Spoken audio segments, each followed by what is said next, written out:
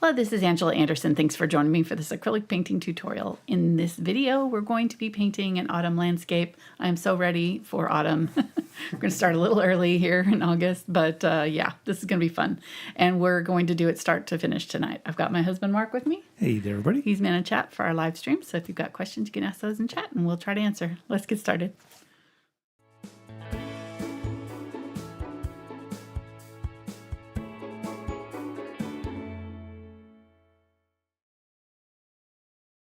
All right, welcome, new and old, age or otherwise. Exactly. We're really glad to have you with us tonight for this live stream. And if you're watching, we're glad to have you watching too, the replay, all of it. So it's all good, no matter where you are. If you're new, we hope you subscribe and stick around. We do this every Tuesday night. So, and I've been painting on YouTube for about 12 years now. So Ooh. It's pretty amazing painting. I know. It's all because of them. Absolutely. Absolutely. Yeah, so tonight I'm going to be doing that landscape that I showed you at the very beginning. I'm using a 9 by 12 inch canvas. I have painted it with just a light orange on the background. This is a mixed media canvas, so it's a little bit smoother. If you've got a canvas that's kind of bumpy, you can add gesso, like paint it with gesso and sand it down so that's a little smoother if you want. But this one, with all these, scrunchy trees, I think any kind of canvas will do. Even larger ones will be fine if you want to go big. Let's go over colors. I've got carbon black, burnt umber, burnt sienna, yellow oxide. So those are our neutrals. Then I've got a split primary palette. So I've got 2 yellows, 2 reds, and 2 blues. Cadmium yellow light, India yellow, Pyrrole orange, Quinacridone Magenta, Ultramarine Blue, Phthalo blue green shade, Unbleached Titanium and Titanium white, and gloss glazing liquid. So we'll use this split primary. I'll show you how you can pretty much mix any color you want. We're going more neutral tonight, so I didn't want, I didn't really need any greens because we're going to be mixing up a lot of oranges and yellows and things, and brown, using a lot of brown. What else? Let me spray this with water real quick. And as far as brushes go, we're going to be mostly using, I think, the Aspen brushes. They're a little bit stiffer bristled, so they'll be able to push the paint around a little bit. I'm going to go looser style with this. It's got a lot of detail, but we don't have time for a lot of detail tonight, so we're going to keep it loose. And these brushes will help with that because they really help kind of push around that heavy body acrylics that I'm using. So these are the Princeton Aspen series. I've got 10 Filbert, an 8 Filbert, a 4 short Filbert, and then I've got the Filbert are just like the rounded tip brushes. They're like a flat brush that's rounded on the corners. And then I've got a couple flats in 4 and 6 for our house mostly. And then I've got a couple of smaller brushes, rounds, a 2/0 and a 2 for some of the tree trunks and fence posts and things like that. All right, let's get going here. And also, if you've got like a blender or a Deerfoot Stippler, those will be helpful for our trees. So you'll want kind of some kind of scruffy brush for our trees. All right, let's get moving here. We've got a lot to do. Excuse me. A little frog in my throat all of a sudden. All right, so I think I'm going to move. I'm going to leave my house here. I do like him kind of nestled up here, and he is actually kind of right in the middle. So if we want to, we can move him lower or higher, but I'm pretty happy with where he's at. I might move him just maybe slightly higher than halfway. Maybe up in here somewhere. I mean, that really is pretty much halfway. I don't know. I can't get around it. Because I don't want to move him too high because I do like these trees that are kind of behind him. So we'll just put him halfway. That's where he is. That's where we're going to keep him, I guess.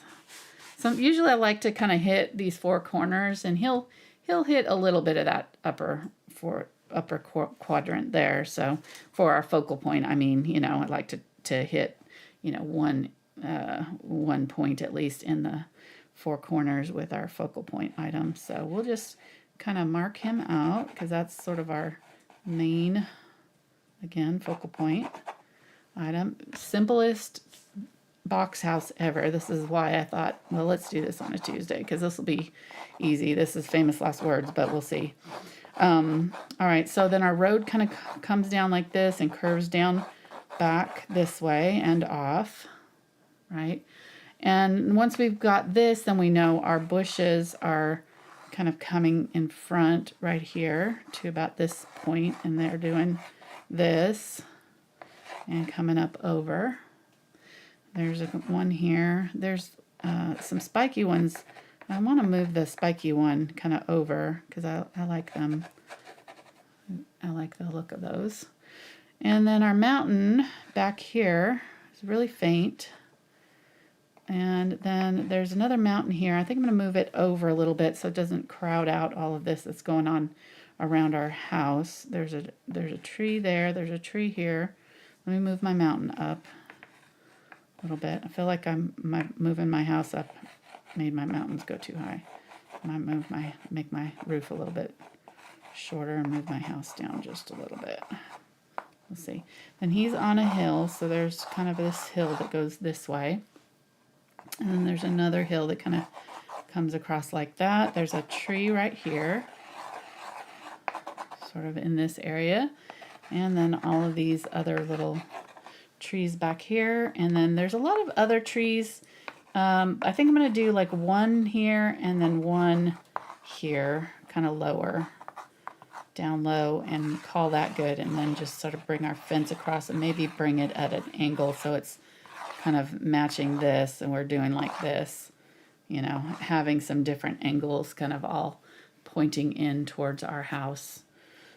So we'll do a few little fence posts here, do our little road coming off this way, and I don't know if we'll need another tree over here or not. We might put another tree kind of just cutting off the end of that road if we need it. All right, let's get going here.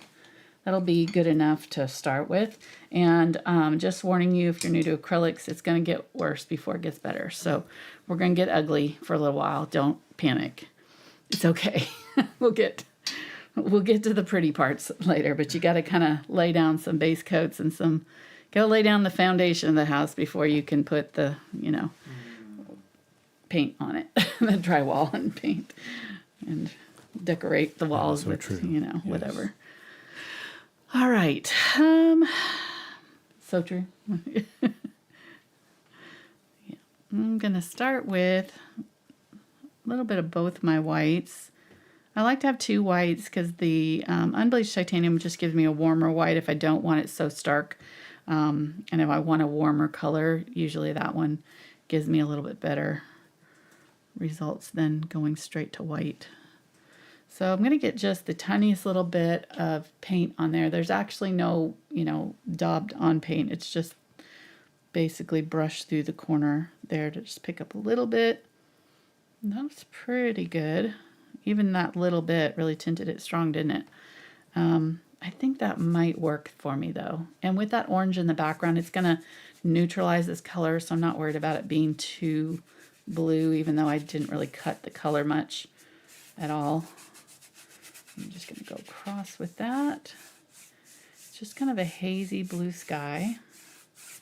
And keep it, like I said, keep it fairly light because this is going to dry darker, so we don't want to go too dark with it right at first. And that looks pretty good. Let's go ahead and get our next color, which is a little bit of Ultramarine Blue, and I'm just going to use the same sky color for this. You want to go just a slightest bit darker for our next mountain. That might even be too dark. It's really noticeable. If it's really noticeable now, it'll be really noticeable when it's dry. So let's go ahead and go a little bit lighter, maybe get a little bit of white.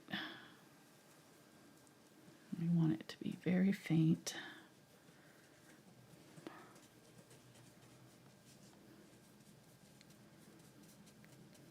And it's kind of a fluffy mountain. It's got trees and stuff, so I'm not gonna go too straight with it.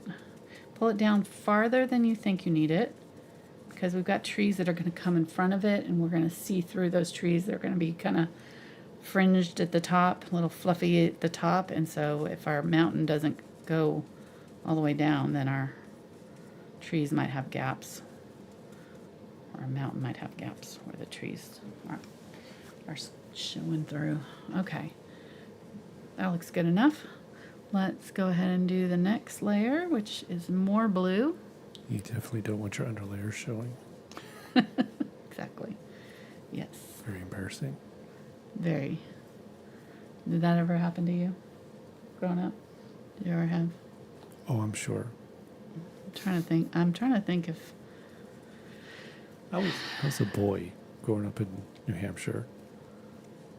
That was the least of my worries. what does that mean? I mean, it was just more important to play. I didn't Oh, care if, yeah. you know, You weren't worried about what I was wearing or Uh-huh. maybe not wearing. Just, you got to play. letting it all hang out. Well, not to that extent, but All right, I'm making kind of a purplish color here with a little bit of magenta.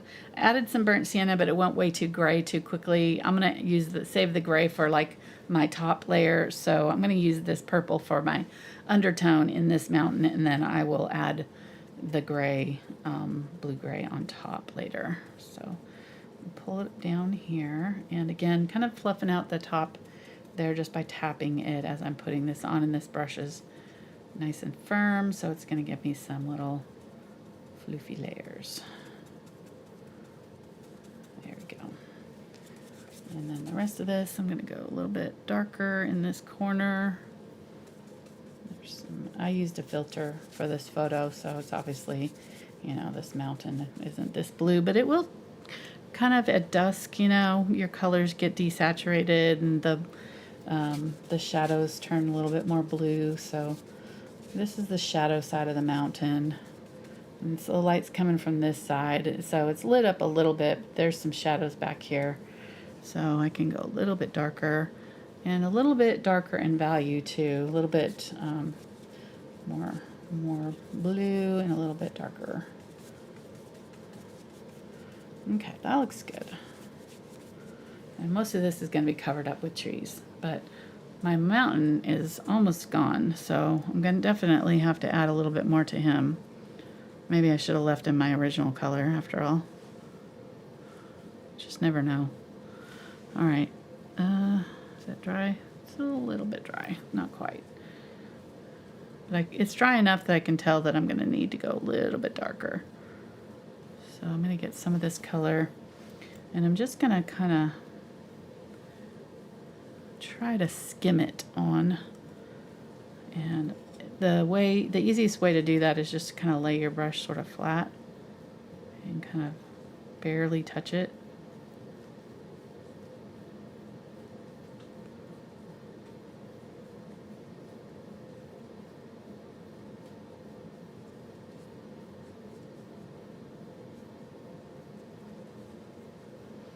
Okay, we'll see, that might not be what I want, but get a little bit more of that phthalo blue, that's our sky color.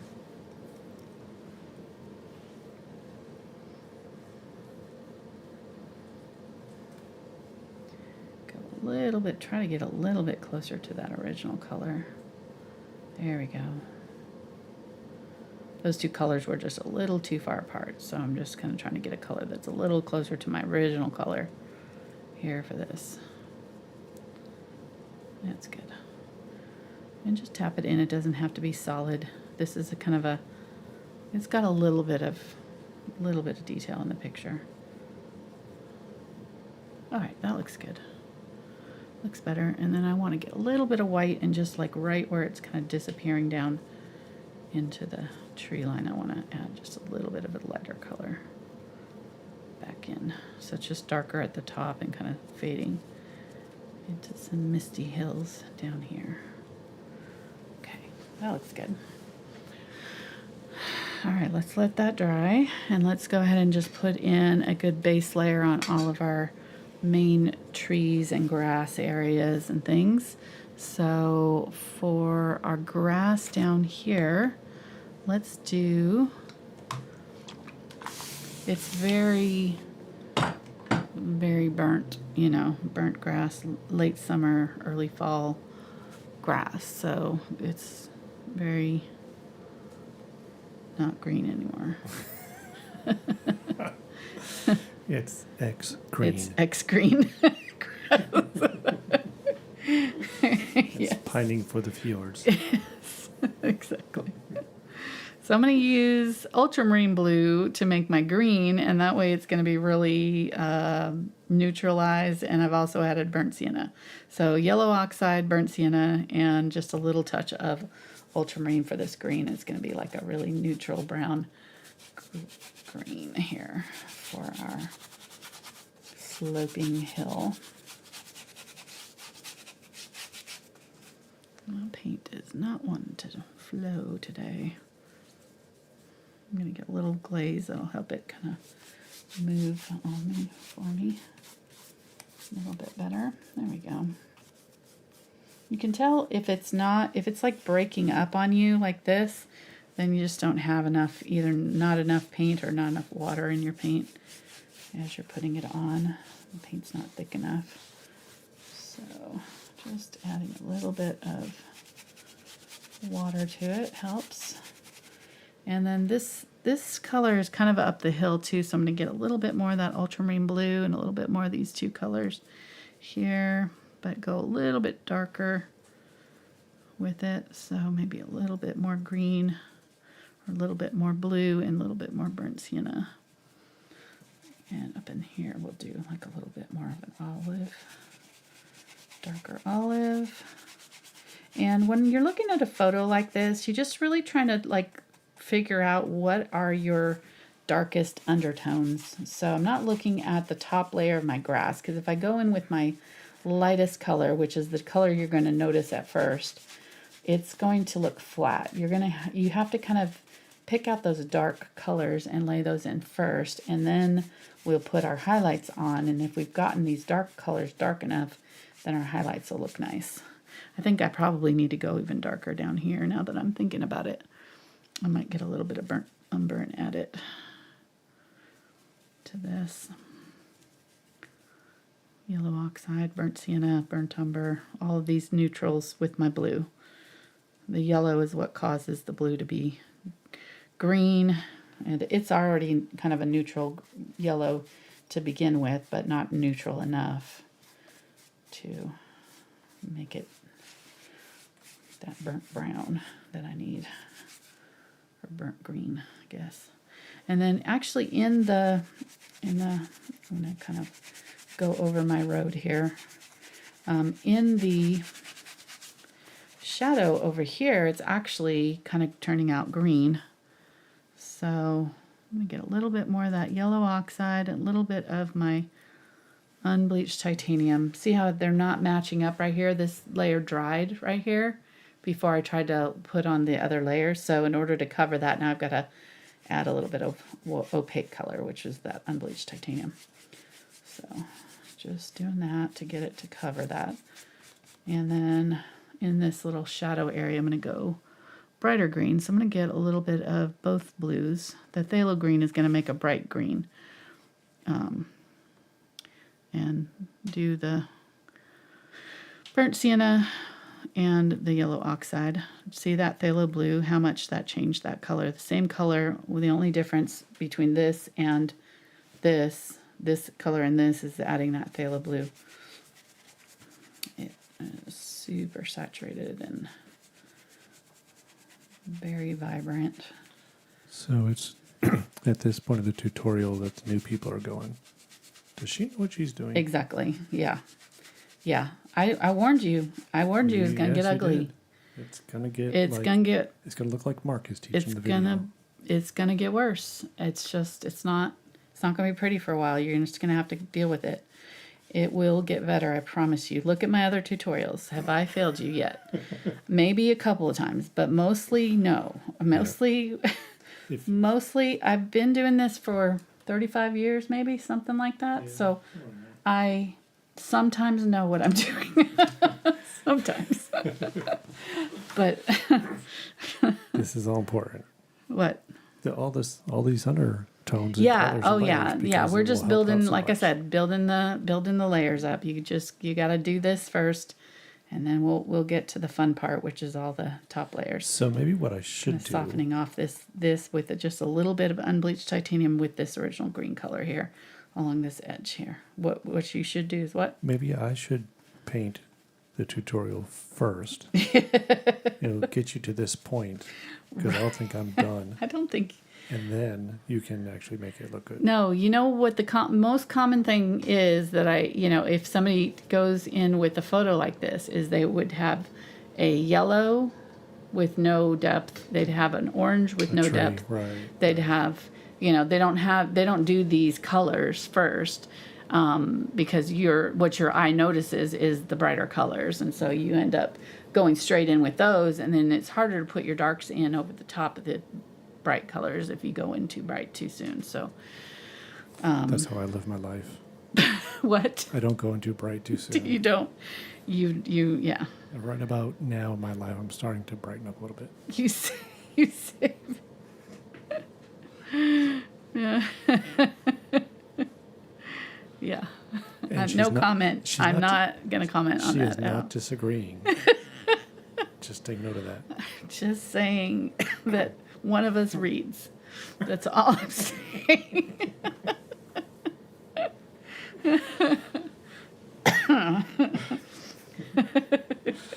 That's true. And I read way past my bedtime too. So one of us gets to work on time and one of us doesn't. All right, I'm making a dark teal here. Now I've used the phthalo blue only, and burnt sienna and burnt umber and burnt sienna for this color. And I kind of added a little bit of this grass color to it as well.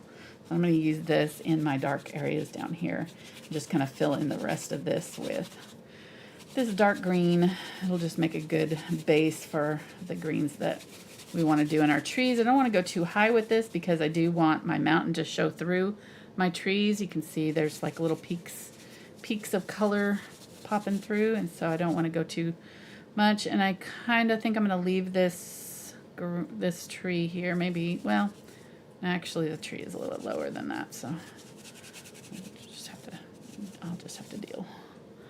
Maybe get a little bit burnt sienna and do some burnt sienna, more reddish tones in this area. But the thing you don't want to do is go too light. So you want to go darker than you think you need it. We can always, make it lighter, but it's harder once you put your light colors on to get these dark colors. You almost have to, repaint whole sections if you don't get it dark enough. And I definitely need it almost black in this area. If you look at the picture, it's very dark in this particular area right here. And over here too. So these areas will ground the painting and it pushes the focus in. And it's nice that they're angled like this, so they're both, kind of angled in towards our focal point as well. So, all right, getting a little bit more blue, and I want this area to be a little bit more on the blue-green side. It's just more shadowed, less light hitting them.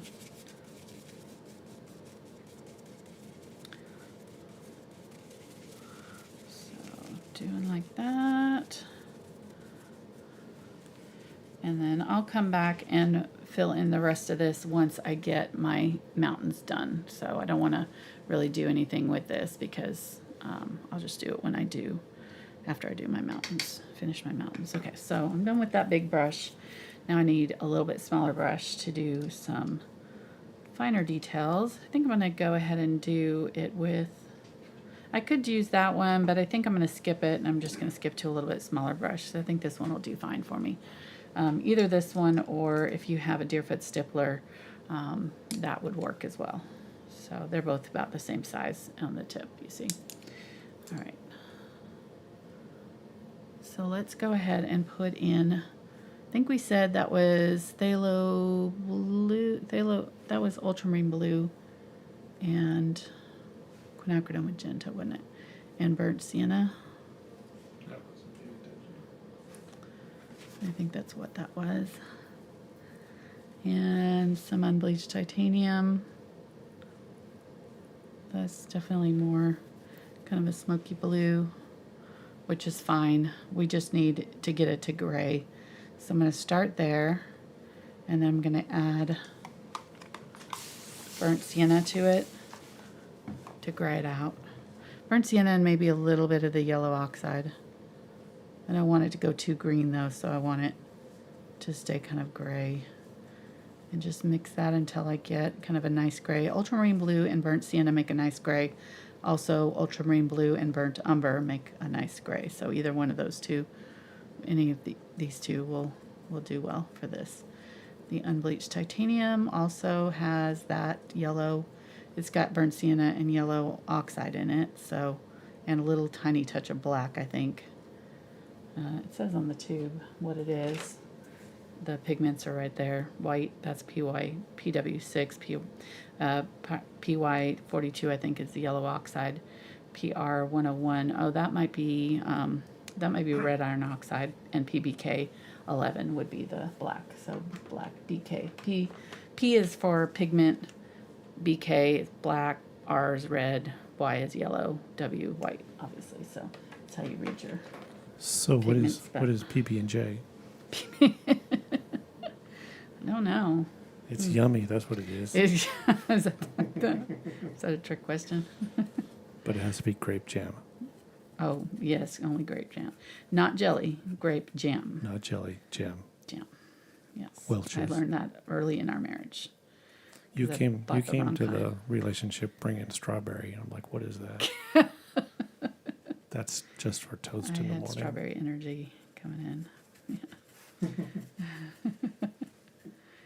Now I'm all blackberry. I realized what's good. Peanut butter and blackberry jelly? Really? Yeah. Because, huh? Blackberry jelly and peanut butter? Yeah. Just anything black peanut butter. All right. think we've only been married I for a need to year or tell two. them what I'm doing there. Sorry. Go ahead.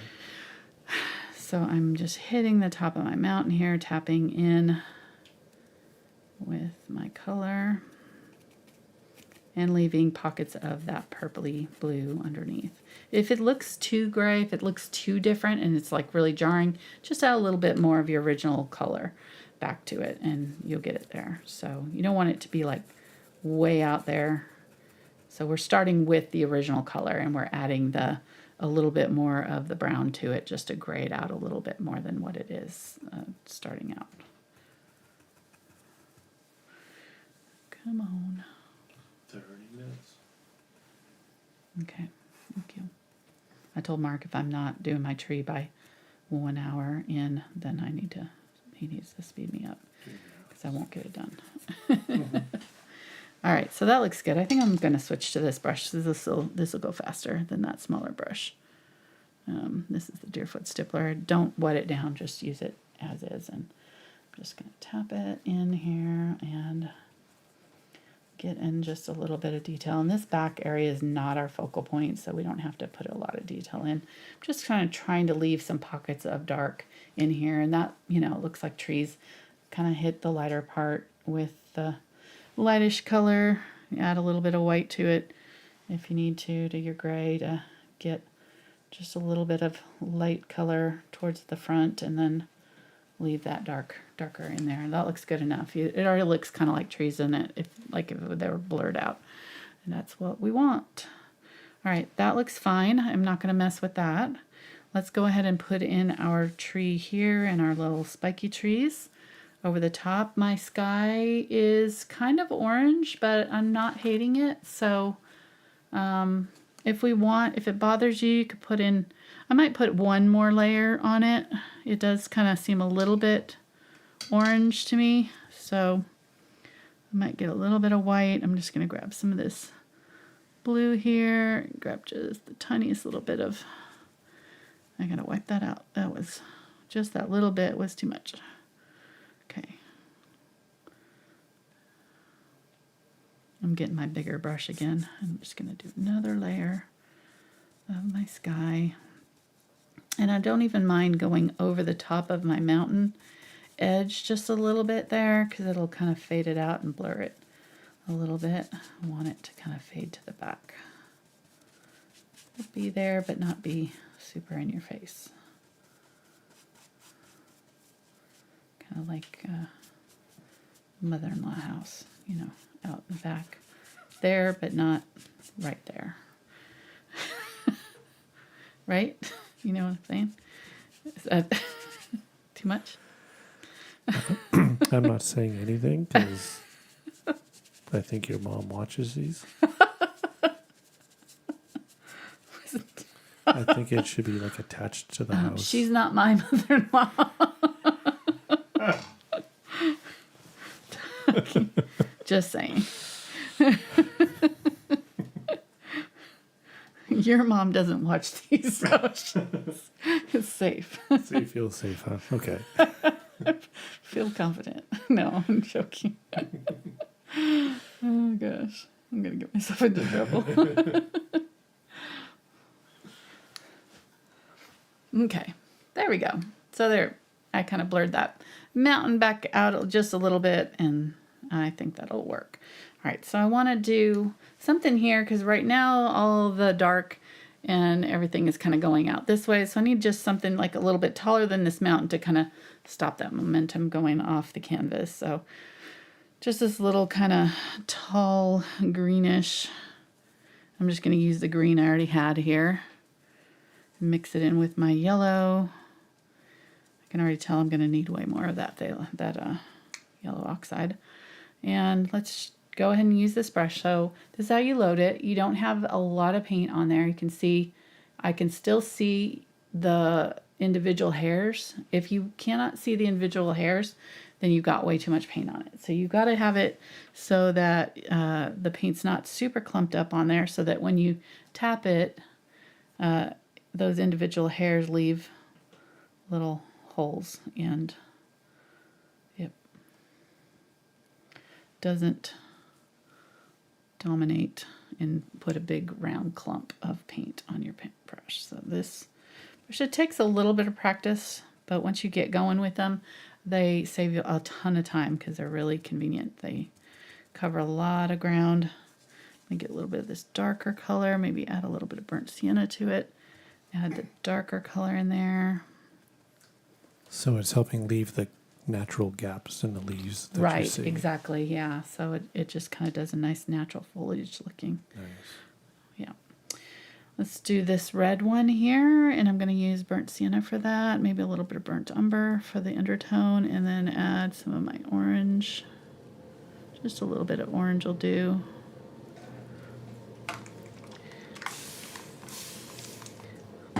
It's about time to start putting in the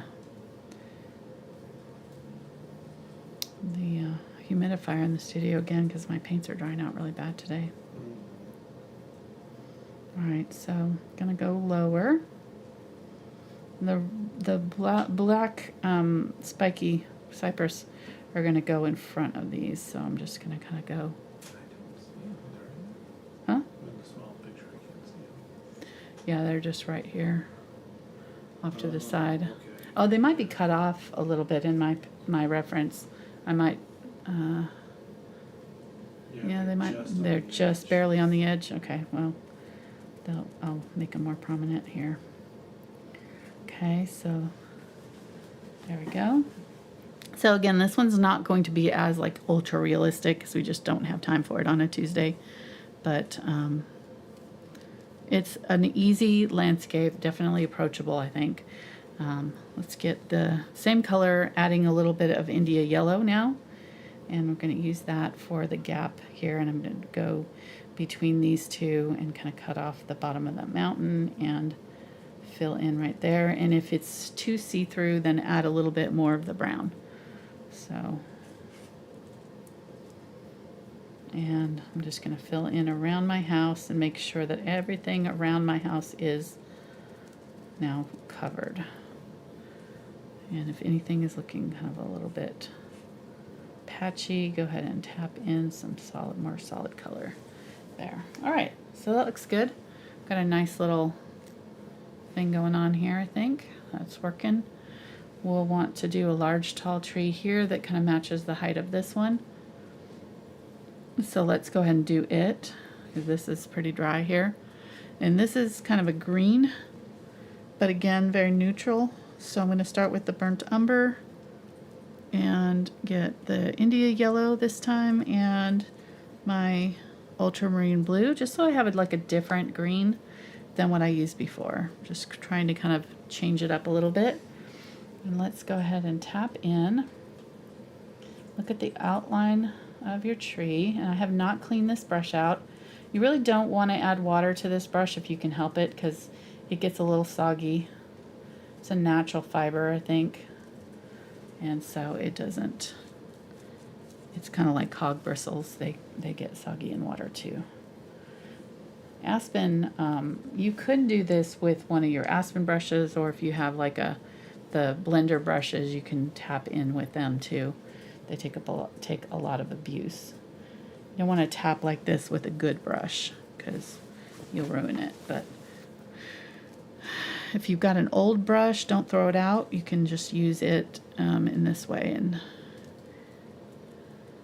create some good. I just mixed up more of that same color, burnt umber, India yellow, and ultramarine blue. So bringing that over and adding some depth. And I'm always kind of pointing, if you could look at the side, this from the side, I'm doing it like this. So as I'm tapping it, I'm always kind of angling my brush. You see that angle to the canvas. I'm not tapping this way or I'm not tapping flat against that angle. I'm using the tip of the brush. And that gives me control over where it's going, where the color's going. All right.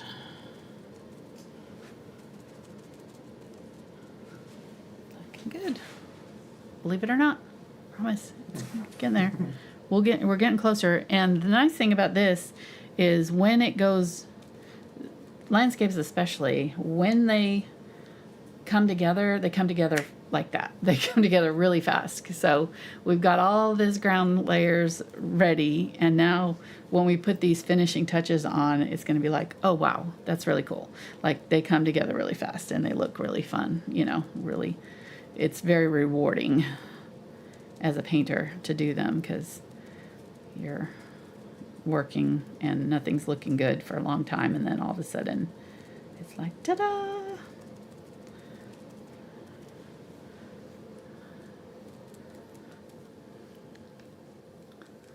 All right, so getting burnt sienna and burnt umber, or burnt sienna and yellow oxide, I mean, with my ultramarine blue, maybe a little bit of burnt umber, and doing this dark area down here again, just making sure it's really dark in here. I think we're good.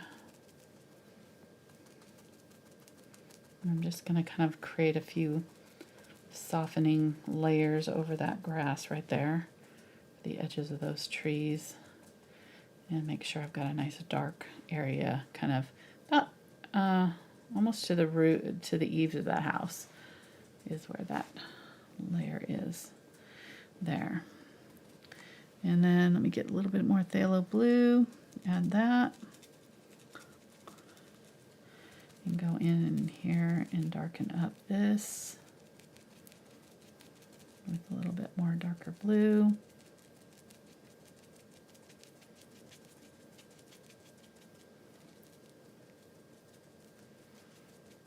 This should be over the top of the house, so the height of this should be above the top of the roof here.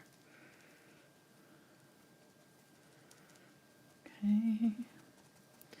And just tap in through here and try to blend out your shadow area so that it's hard to tell where the shadow starts and stops right here. So just kind of pull that, kick that shadow out a little bit farther and blend out that edge between the grass and the shadow. We will define it, but right now we want it to be the same darkness.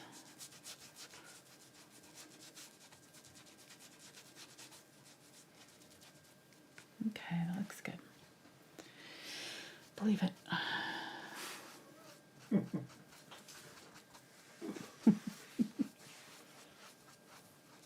I'm a believer.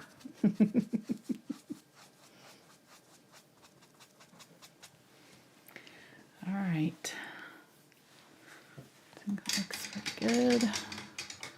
Clean this out of my water because it has way too much of the dark colors. And once I want to start adding my light colors, I don't want all that dark stuff in there. But try to dry it out as much as you can before the next layer. Let's go ahead and finish. Well, we want to finish our landscapes back to front. So you notice, finish the sky, finish this mountain, finish this one, then did my trees. So you just work in layers all the way back to front. So I have to finish these trees behind my house before I put my house in. And then once I put my house in, I can finish all the rest of the stuff in the front here. So we're doing good on time. Okay. Yes. All right. Let's think about what's dry and what's not. I think we're dry enough here that we can go ahead and put our brighter trees in back here. So let me clean off my palette though, because I've got a lot going on in here, not a lot of room, and I'm getting ready to do some of my brighter colors. I need room to mix. Okay, well, we'll do that. I'll throw up your website, thankfulart.com. Okay. Have anything to say about it? Yeah, we've got a newsletter. So if you want to stay tuned with what we're up to each week and see our monthly schedule and any Etsy sales and that kind of thing, we send out a weekly email. So no, we're not spammy. And it just has a schedule of what we're going to be doing when right. we're going to be doing it. Yeah, and if I do like a special project or a special sale, I'll have something like we've got one coming up this fall again. We'll be doing the well, I'll mention it closer to time, but we did a special project last fall, and we'll be doing it again. It's a charity project with a bunch of artists. So, but that'll. You also get a free color chart by signing up on the newsletter, and a free access to one of my bonus videos that's normally $5 to see. So there's my color chart. You can download that and print it out if you've got a printer that can, render decent color. Tried to scan it with my good scanner so that it was exactly the same colors, but I definitely suggest, I also have a blank version, so I definitely suggest that you put in your own colors.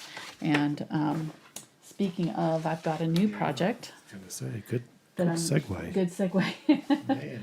New project that we're starting with our $5 tier on Patreon, which we will have the traceable for this at that tier level as well. We have all of our traceables available since 2017, available for $5 a month. So unlimited downloads, very, oh gosh, got to be at least 600 maybe traceables. I don't even know how many there are. There's a lot. Yeah. There's a lot. Lots of traceables and lots of bonus videos, like about 70 bonus videos in our library for the $5 tier. Anyhow, we've got a new series that we're coming out with that's called the Beginner Basics, and it's coming out this month. We are going to edit it tomorrow. I've already recorded several of the first videos for it, and there'll be shorter lessons that go over just all the basics that you need to know about acrylic painting, kind of from start to finish. And it'll be going on all the way through the end of this year and into next year until I finish. I don't know how long it'll take me. I've got a lot of ideas, and we're fitting it into our regular schedule. But we'll have at least 2 to 3 videos every month on that $5 tier. And each one has homework. So this is our homework for it, which is our new color chart. So it's new and improved color chart. Yeah.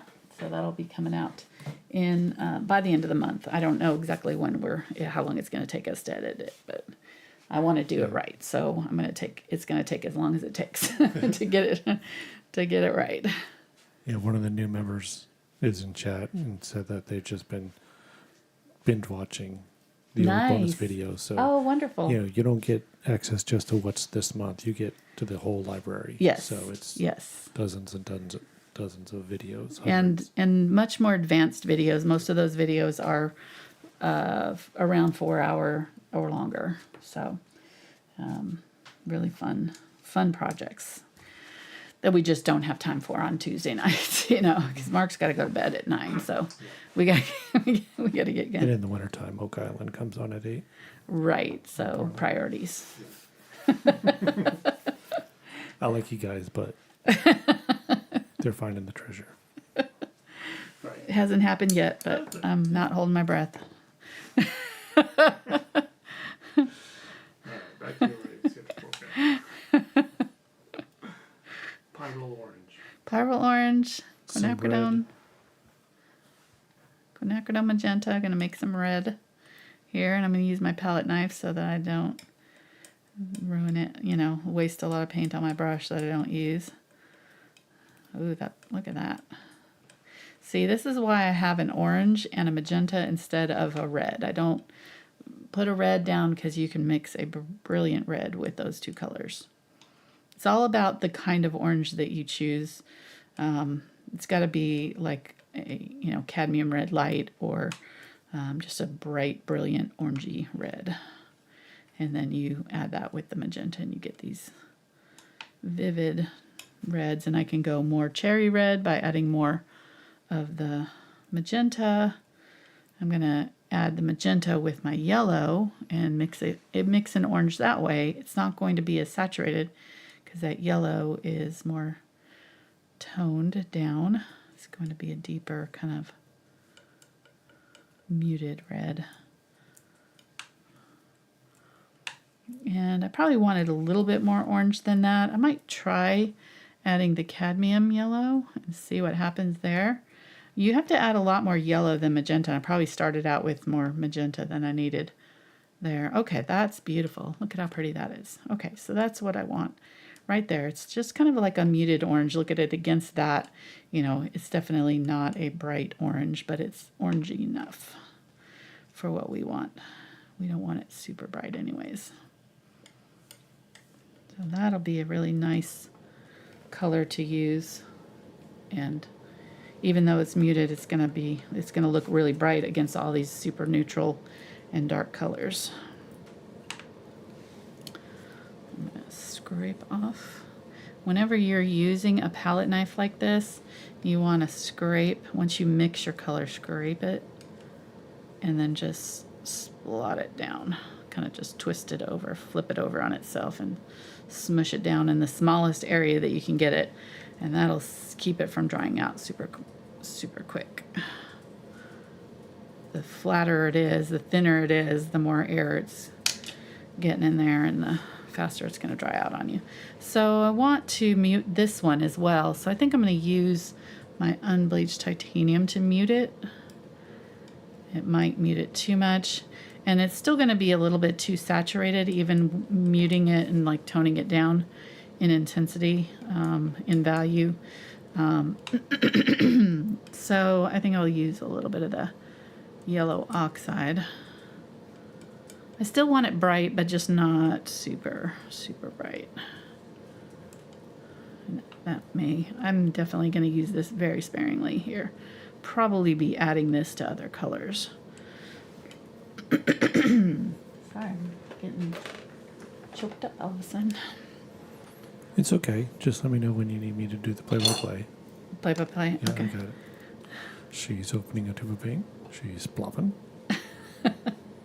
Nice plop technique. Good. This is called a gripper, by the way. I get questions about this all the time. It's from Golden. Yeah, there's and a... it's basically required because I cannot open these without it. These new caps are terrible. It's like a key to... And we have a link to Amazon shop where you can Yes. find them listed down Yeah. below. Yeah, they're in my Amazon art supplies. They make list. great stocking stuffers. There you go. No.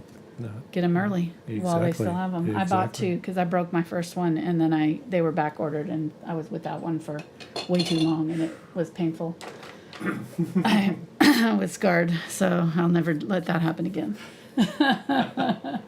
I suggest buying two. They and be gentle with them. I was being a little too rough with my first one. I think they're like $5. they're not real expensive. So, Yeah. alrighty.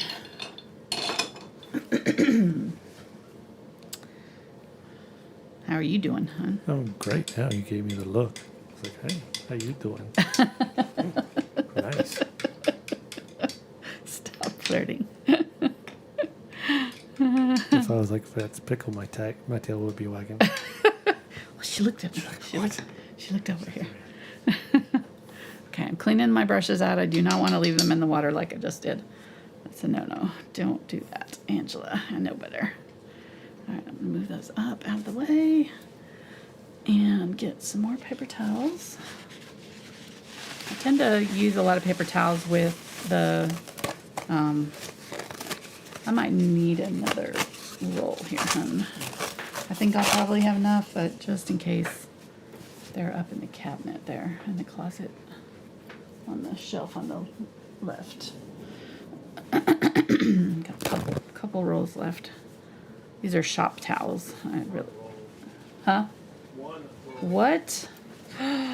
Okay, gotta order some more. It's time to order some more shop towels. I ordered them by the case, so the cases literally last me like 3 years, 4 years. You probably don't need 12, a case of 12 like I got. This you're doing a lot of painting. All right, here we go. I'm not looking for it. Pull that off of there. Sneaking a kiss. Yes. Thank you. Where do you want it? Just over there. Hi, everybody. He's real. He's not. He's not AI. I have an AI husband. Yeah. Deep fake. Deep fake. That could have been a deep fake. Who knows? Oh, You know. it All right. That looks good. I think we're ready. Let's go ahead and do these trees back here. I'm so excited. This is the fun part. All right. So, I think I'll stick with this. This has been working. It can be a little tricky to get smaller details with the big brush, but I think these trees aren't too small, so I think they'll be fine. So let's go ahead, and I'm just going to go straight in with the yellow oxide, I think. I probably need to mix up some green too, now that I think about it. I probably needed a little bit more of that burnt umber. Or ultramarine blue, I mean. Let's see what happens here.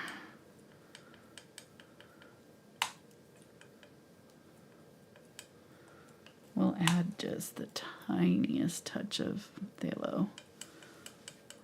There we go. Okay. So that'll give us a good green to work with all of these reds, no yellows. And really the yellow I'm gonna mostly just do straight off the, not mute it too much.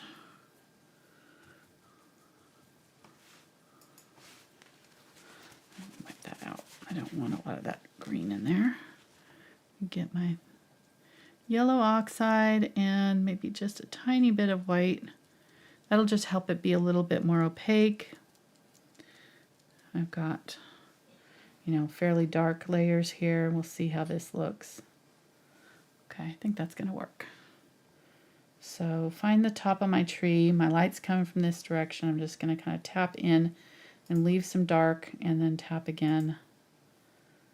And then leave some, tap again, and maybe get some of my burnt umbers, or burnt sienna, I mean.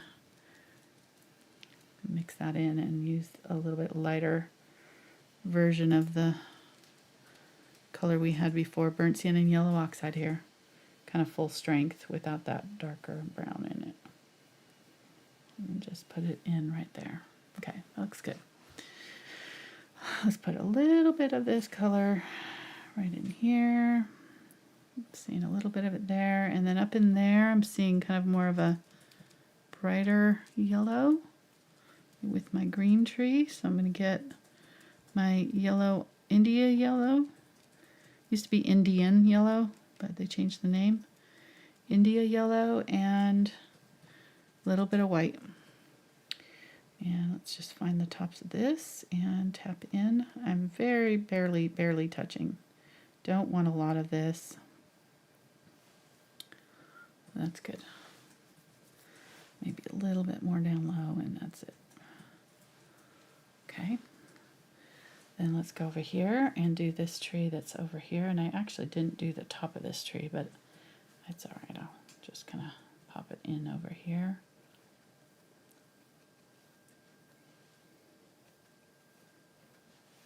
Like that. I'm just trying to see if there's any other places I can use this while I still on my brush. I'm going to get more of this orangey, more muted color. Maybe add just a little bit of my brighter orange to it. This is the yellow oxide and burnt sienna with this color here. Add it to the top of this tree. And to mute it even more, I think I'm going to get a little bit of my olive green. I don't want it super orange. I don't want it to compete with my bright orange trees. I want it to stay muted over here. Think about just where the light's hitting. Look at your picture. It's only on one side usually, kind of at the top. And then there'll be a little pocket of dark color underneath. Just helps kind of form the shape of the tree. All we're doing is kind of suggesting these shapes. I'm going to get some of that mid-tone green and use some of it. So maybe in here there's some of that. Let's get some of that orange, mix it with my green. Do this tree that's right here. That's kind of a maybe a little bit more yellow. Get a little bit yellow to that.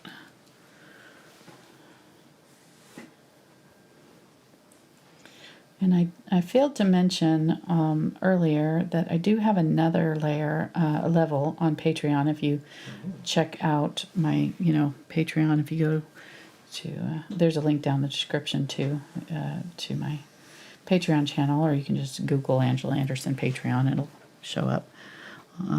Google search pretty easily for you. But getting a little bit of the orangey red here with my green. Grabbed a little bit of this more bright orange. I'm just trying to use different tones on each of these so that, there's like a little bit of variation between these trees. I'm not loving this one, so I'm probably going to make that a little bit more saturated, a little bit more yellow, but we're working on in that Patreon tier. It made me think of it because I'm mixing this color. We're working on some stacked pumpkins. We work on a project all month long. It's usually a longer project, taking about 6 to 12 or even more hours. My last one before this was butterflies, and it was an 11-week series that we did of really ultra realistic butterflies that look like a pinned collection of butterflies on a canvas, so with shadows and everything. It turned out really cool. So those projects are Thursdays, really fun, and that group is going to be also getting to follow us on our upcoming vacation. So if you notice at the end of this month on my schedule, there is a special watercolor, and you're like, what? Watercolor? What? She don't do watercolors. There's been people asking me to do watercolors for years, and I'm just not a watercolorist. You'll find that out very quickly. Yet. That'll be very evident. Oh, stop it. She's been showing me her practice stuff, and I'm like, that's awesome. It's adequate amateur is what I'm calling it. I'm going to go get it. I'm going to show everybody on camera. Okay, sure. You can get it and show a preview of what we're going to have in store later on this month. But anyhow, our $10 patrons are going to... $15 patrons are going to... $15 tier patrons are going to get kind of the travel vlog updates. We'll be posting some on socials, but they'll get the kind of more in-depth behind the scenes of where we're going on our travels, and I'll be doing watercolor on my trip, little mini lessons and things. So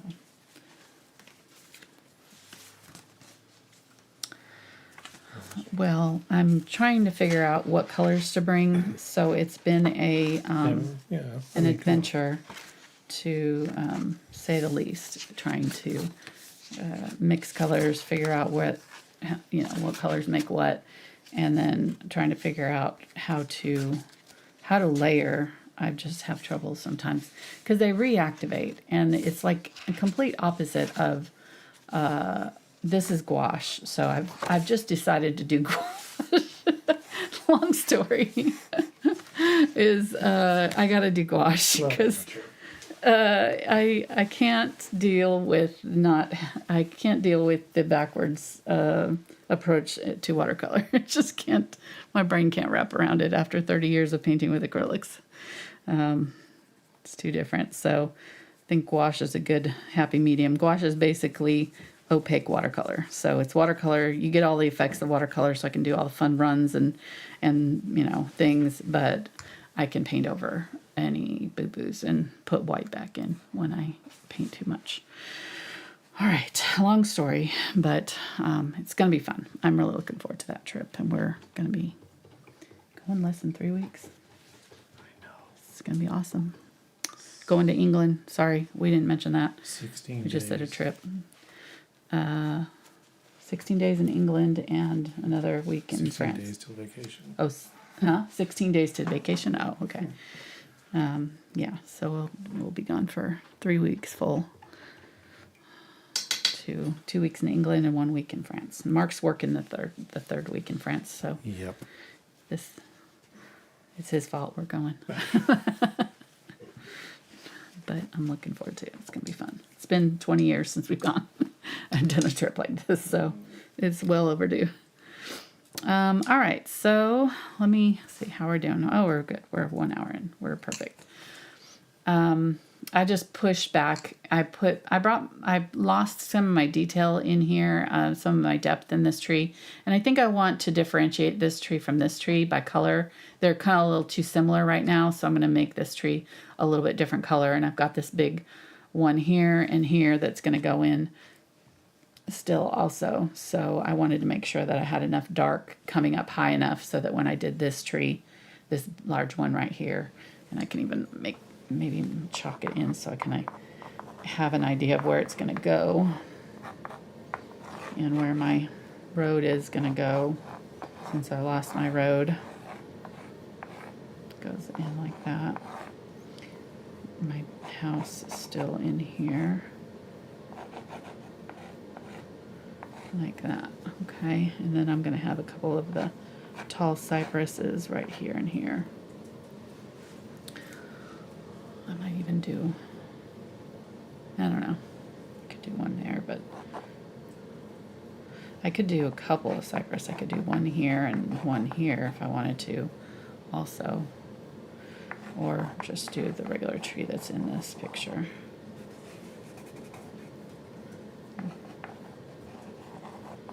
See what chat thinks we should do. I always like to get their opinion on stuff like this. This tree is actually supposed to be a little higher. Now that I'm looking at it, it's actually supposed to be kind of level with the bottom of the house. So I might either move it up or move the house down. It's right in here. Okay, so I'm going to make it smaller and make this tree in front bigger. Make it kind of come out right here. I think that'll be a good compromise. Right now they're kind of equal size in the picture, but by making this one bigger, it'll look closer to us too.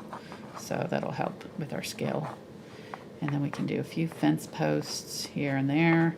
I'm gonna make this be a little bit more curved than it is in the picture. It's kind of straight across in the picture, but curving it up will help a little bit, I think. And then I'll just let this kind of disappear off into nothing. I might bring that down just a little bit more.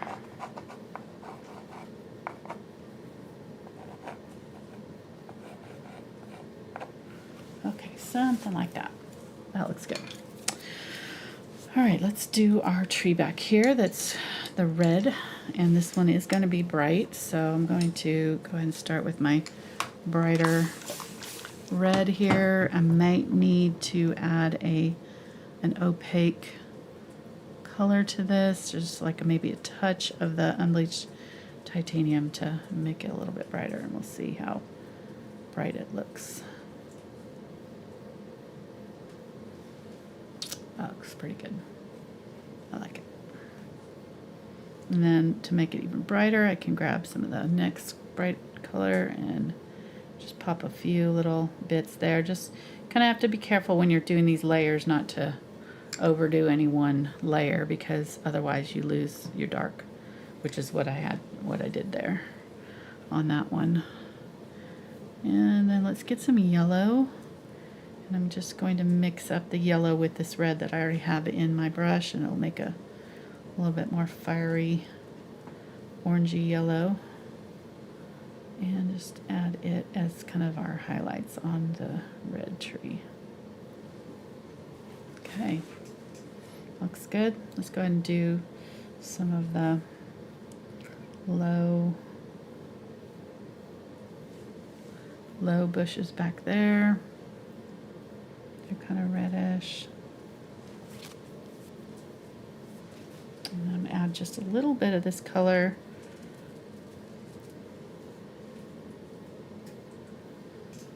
Just a little bit in this tree. Okay, that's better.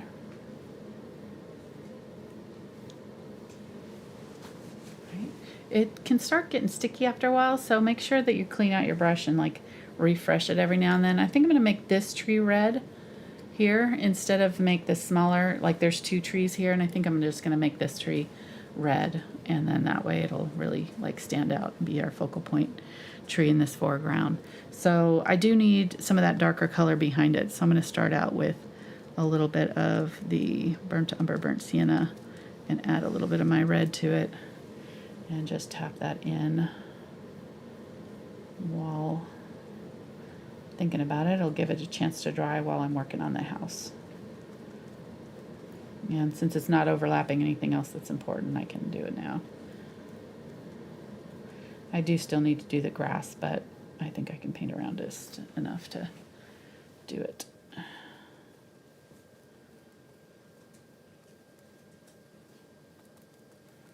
So mostly solid in the middle area, and then kind of lighter coverage around the outside, and kind of pulling out some sort of spiky layers. You see kind of lines, those branches kind of come out, and those leaves kind of lay in lines almost in some trees. So just every now and then kind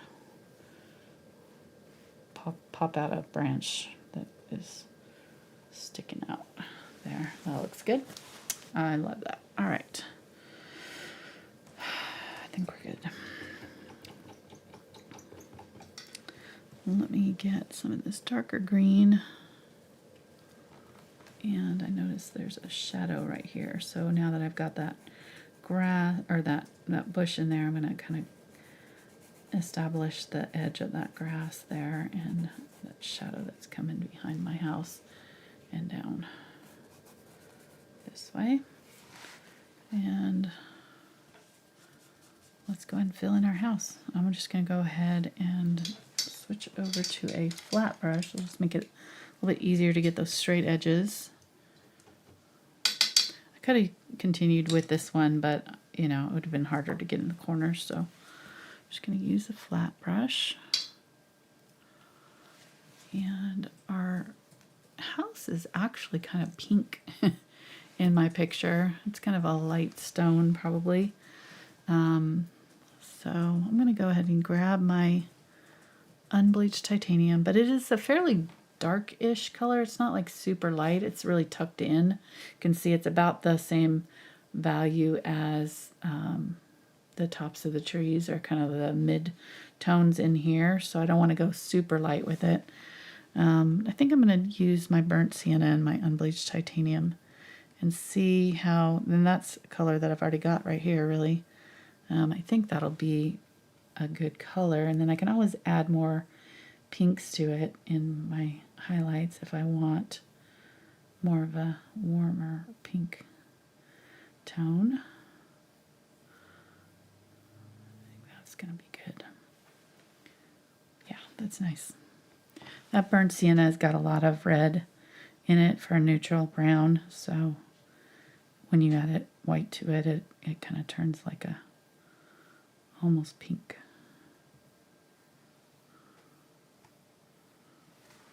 That's nice.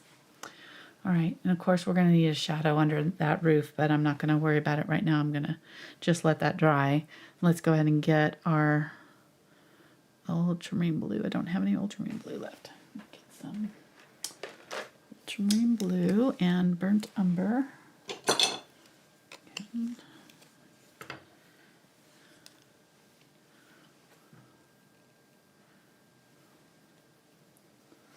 Ultramarine blue and burnt umber, and maybe a little bit of the magenta, but we'll see again. I think I'll probably save the magenta for our highlights. So just make kind of a nice dark gray here for my roof, and it's going to pretty much disappear into my trees.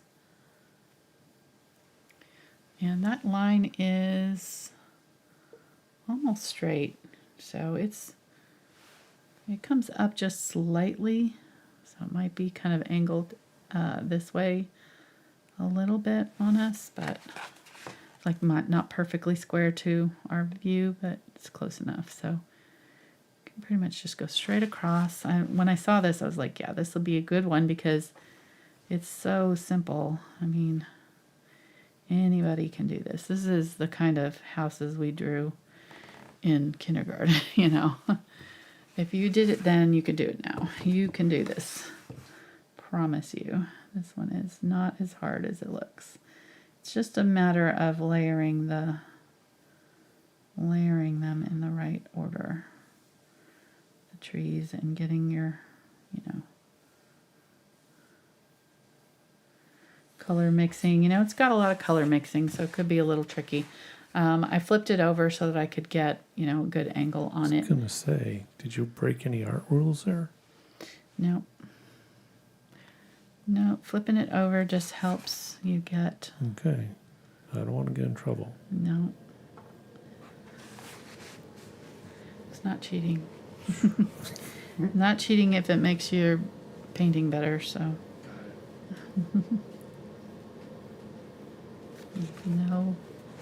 No judgment. All right, getting some...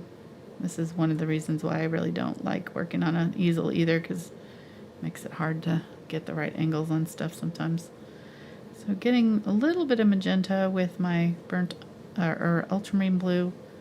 This is that burnt umber ultramarine blue. I just added more ultramarine blue and just a little bit of the magenta to it. And I'm going to use it and just tap in across here and tap very lightly with this. My paint just went on, so it's still a little bit wet. You can wait a little bit longer to dry if you want. Go along this angle of the roof line. So just follow, start there and just stay with that angle all the way across. Keep on doing it. Just to tap in some little details on my roof there. And I can also kind of tap across the top to give it a little bit of a highlight where that top cap of that roof is. All right, that looks good. Let's get a little bit of burnt umber and mix that in with this color. This should be dry-ish enough that I can kind of do in my bricks this way, and I'm going to kind of just lightly dry brush across. If you want to, you can get a smaller brush and do like actual little bricks, but I don't think you need it. This house is far enough away that just kind of dry brushing a little texture on it is going to be enough. And then I'm going to get really dark though up under the eaves and get a little bit of the the darkest mixture here of the Ultramarine Blue and burnt umber from the roof, and add a little bit of glaze just to help. I still had that lighter color in there, so it's not super dark. I'm just going to tap it across there, wipe my brush out, and just pull down a little bit.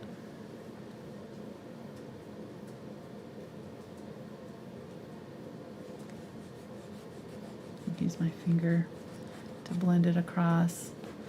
If it goes on too thick, you can always go back in with your lighter color and, touch it up. I can add highlights across this part, just like I did the darker. I think I might go a little bit darker up there. Get a little bit of that ultramarine blue.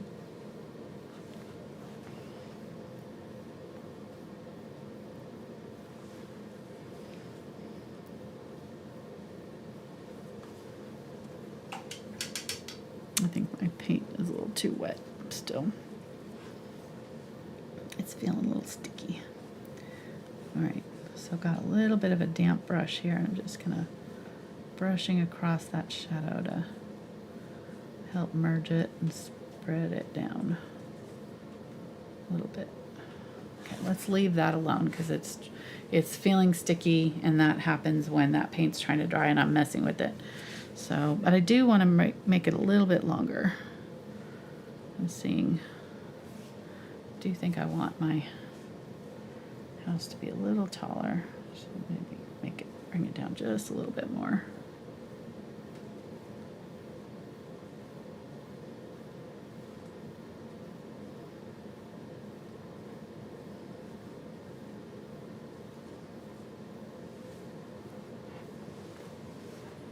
Okay, looks good enough. There's a little chimney on here. I can get I'm gonna get a little bit of black in my ultramarine blue, burnt umber. So I'll go a little bit darker than my roof color. And might actually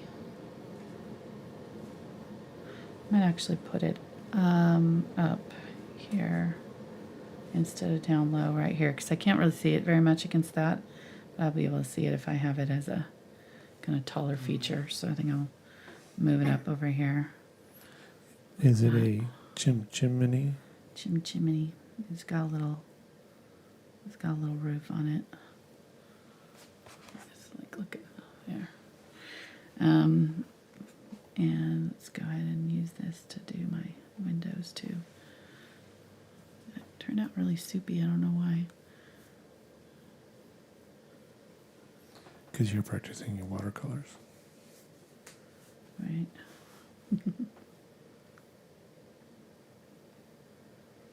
Okay, there we go.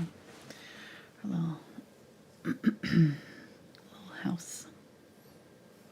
Little house on the hill. Tucked away in the trees.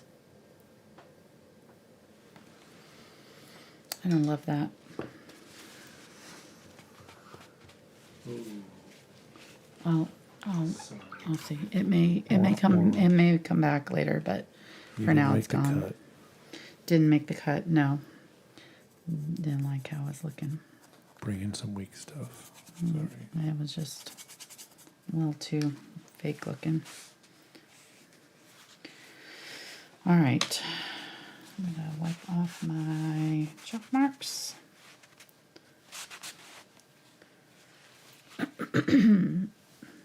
And really this hillside doesn't need much. It's actually pretty close to the color that I want it, so pretty happy with it. I'm going to bring this green over my house a lot more than it is right now, so I'm not worried about, but if you wanted to, you could even put a little door here or something like that.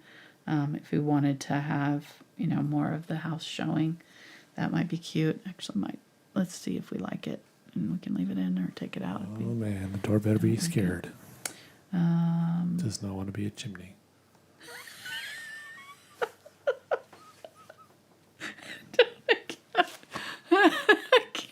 paint now. You make me laugh. Stop. Okay. There we go. It's cute. I wanted it about the same height or a little higher than my window. Like a little bit higher than my window.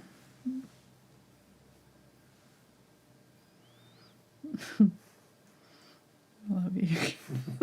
Silly. That's great.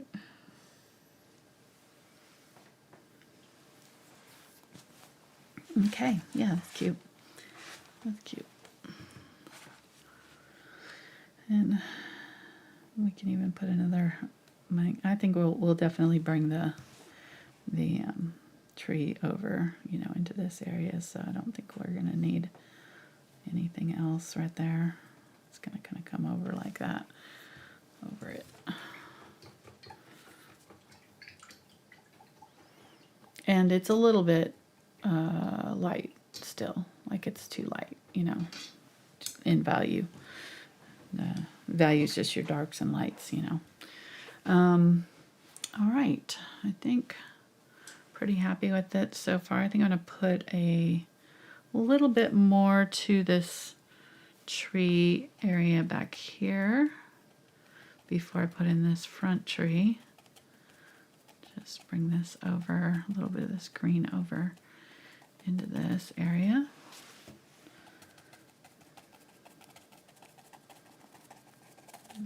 Just cover up that drawing there. And then let's go ahead and do our hillside.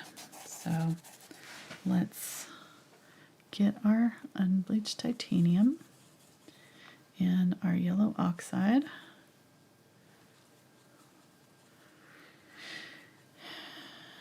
And I think I want it a little bit more orangey.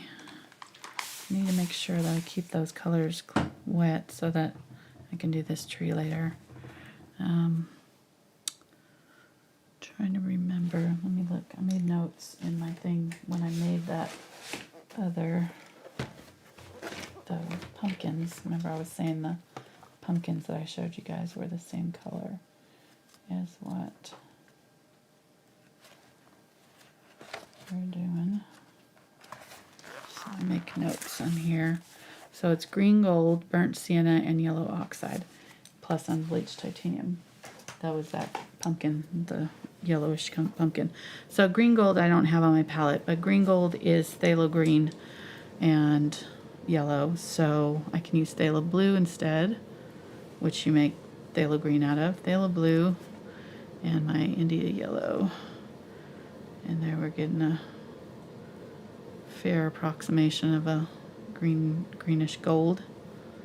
And then add burnt sienna to it.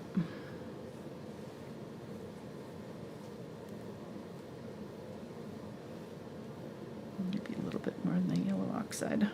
Or my India yellow, I mean. And then my unbleached titanium. You can also add just white. I want it brighter. And I think I want it a little bit more reddish, so I'm going to add a little bit more of the burnt sienna. There we go. That'll do. And I just need it a little bit lighter than what I've already got in here. And I'm going to use this scrubber, and I'm just going to do side to side and scrape through and just streak it in the direction that I'm seeing those highlights in my grass. So I'm not worried about my road right now. I'm just going to go right over my road area and kind of carve out my shadows here. Don't do too much that you cover up all your undertone though.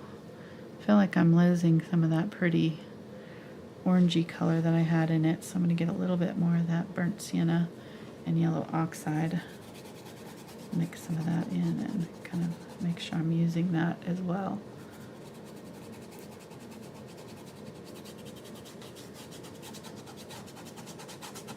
And I'm kind of having to curve it out around this tree, but that's all right because I'm going to be painting back over it with all my highlights and things. So all right if it's not perfect on the outside edges.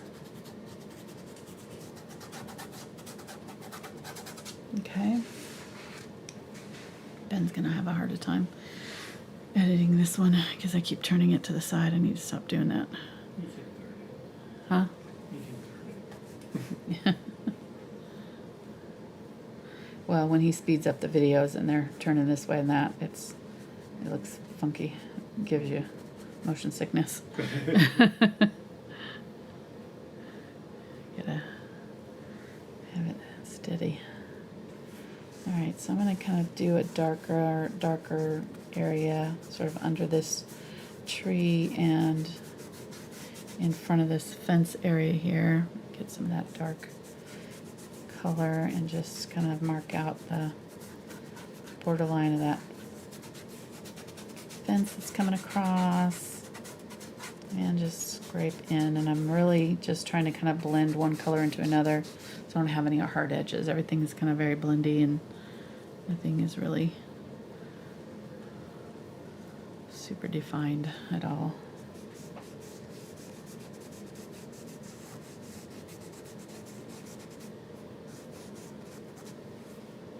Okay, that looks good. If you want more texture, you can tap, you know, to get texture. So, you know, I could decide I wanted, you know, some of this to look a little bit more grassy, or I can set it and kind of pull up. You know, you put as much detail into these as you want. So there's plenty of ways to add more detail. I find it harder to not add detail, honestly. Okay, we're getting close. We need to start wrapping it up here. I want to put a good highlight in, especially kind of where it's coming down off that hill. Lead the eye down, and then we'll put our little road in here. So I'm going to start with my darker version. I'm going to get the Ultramarine Blue and maybe a little bit of this green, Ultramarine Blue Black. I need to clean out this brush though. It had, actually I'm going to use a different brush altogether. Use my round brush. Get some of the black, and let's start putting in some tree trunks. So I need a tree trunk here for this tree that's going to be right here, and it's kind of on this slope right here. I'm just going to use the black, maybe add a little bit of the burnt umber and ultramarine blue to it, so it's not super dark, and it's kind of right across from this house. And I'm going to go nice and dark under the house too. I kind of lost that dark shadow by bringing that house down a little bit. Make sure I've got a nice dark shadow on that house, and the house has like a drain pipe coming down this side of it here too. It is a nice little detail. Make sure I've got a nice shadow underneath the roof, eaves, and then our coming across. We've got kind of a shadow that does like this. It comes across here, just letting it skim across the canvas. And our tree is setting in here. Little tree trunk. Let's let it branch off here.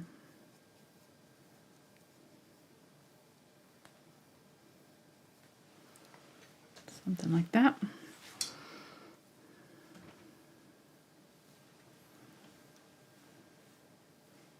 And then this tree, I'm going to go ahead and just, you know, put in some branches. We're going to cover a lot of this up, but it'd be good to have some branches. Don't like that these are kind of both coming at the same spot there. Awkward.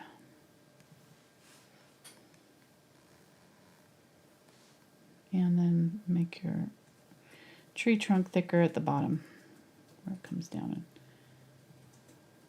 just make sure none of your branches are thicker than the bottom of your tree. They all should get thinner as they go up. going to kind of skip around so that I don't have solid tree trunk or tree branches going all the way up.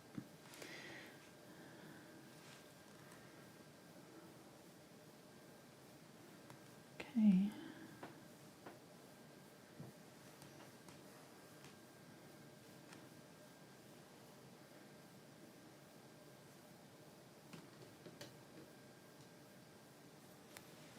Something like that. Then let's do our little fence posts.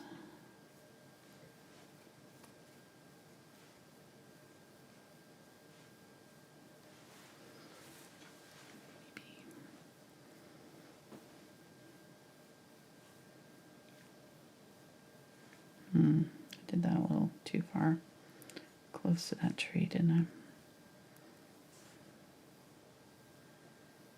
Maybe some of them are closer together than others.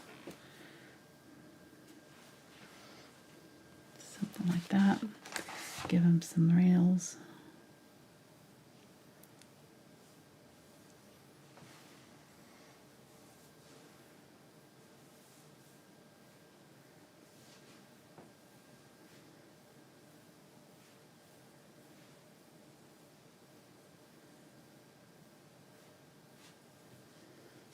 I'm not worried about them being, you know, too perfect. So, but if you're, you know, if you want them to be a little bit more correct, you can straighten them out, whatever. I'm just kind of trying to do, they're actually kind of messed up in the picture. So I'm kind of going along with the picture. They're all kind of wonky and going in different directions and closer together and farther apart and whatever. So Yeah, it's just kind a of farm homemade. fence. It's Right. just homemade. Yeah.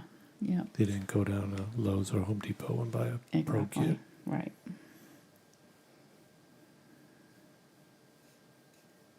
This is how our fence would be if we did it ourselves. So. Amen, sister. That's why you paid to have somebody do it. Exactly. No better.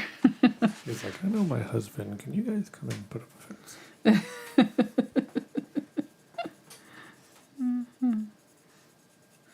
Found some old boards off the side of the road. Yeah. Neighbor was throwing out. Got some Make old a fence pallets. out of them. Yeah, old pallets. Exactly. Old pallets. It's just fun.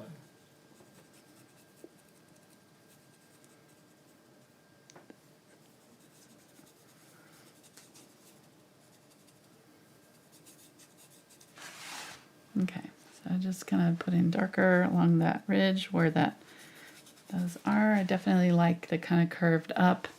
I think that helps a lot. And I mean, honestly, we could leave out the road if you don't want to. If it stresses you out, leave it out. Ooh, that rhymed.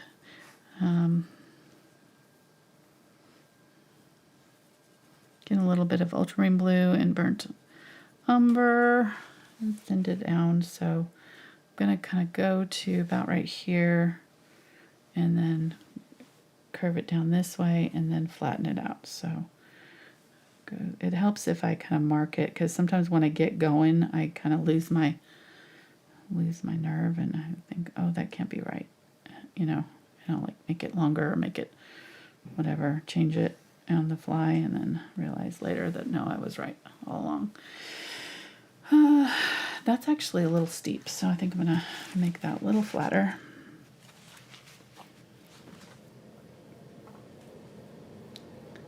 Flatten it out a little bit there, and then it kind of comes straight down a little bit up.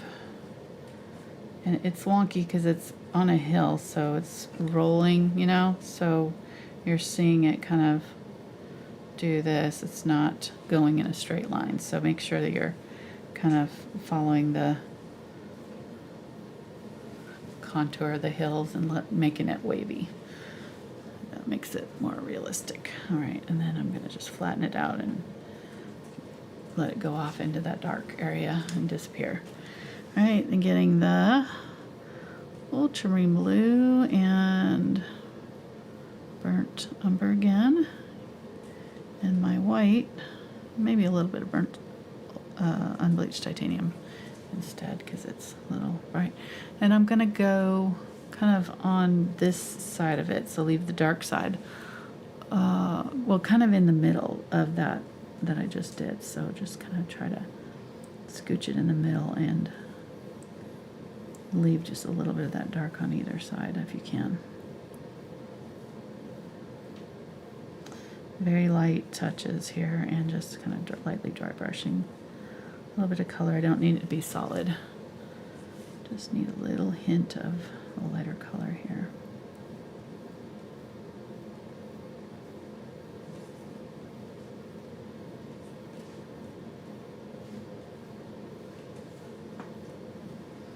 Again, just kind of let it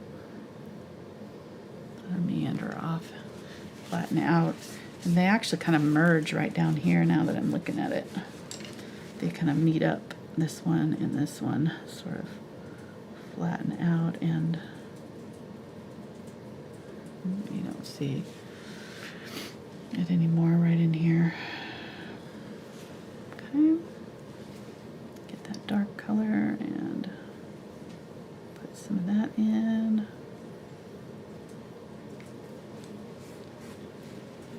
I kind of have it too light there, so I'll have to darken that up, but I can put a couple more fence posts in front of it too. All right, let's put in these trees and our tall spiky trees. So let's go and get those in. So I'm going to get the blue and yellow oxide, or yeah, ultramarine blue. Sticking with that, but I'm adding black this time. So I want it nice and dark. Just a hint of green. And we'll put it in right here. I'm just going to kind of draw down on either side here. Go back in with a little bit of black. I like it. And there's another one that's kind of shorter that's right next to it.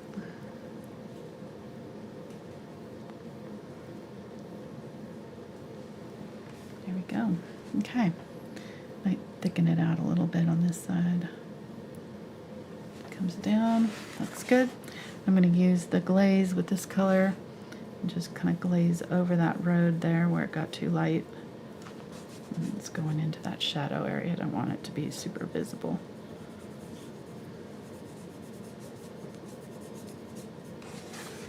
Okay.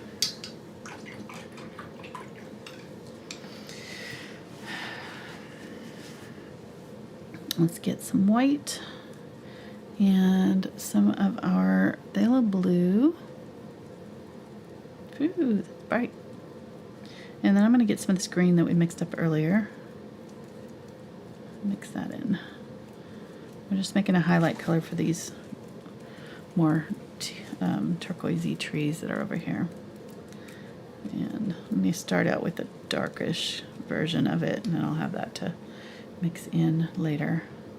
So I'm going to tap in kind of below those, and on this side, just the top part of that, and then come over and start here and tap in, leaving a little bit of the black. Tap in down there, tap across, little low hedge, tap in some lines and walk it back and forth so it's not like a straight line each time, you know, kind of like have a little variety in it. So kind of moving it front and back a little bit, and I'm doing another low bush right here, and then just a little bit of indication there. So beautiful. That's all you need.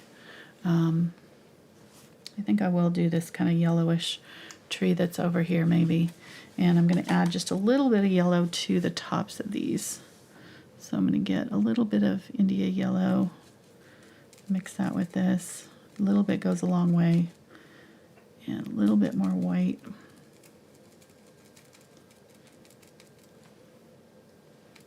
Just slightly more yellowy in the sunlight, and I'm going to tap those in. Again, this time I'm going to go a lot less than the last time I did. So each time you add your highlights, you always add a lot less. That way you're not overdoing them. The highlights are like the salt on top of your dish, you know. You gotta go light with it or it overwhelms it.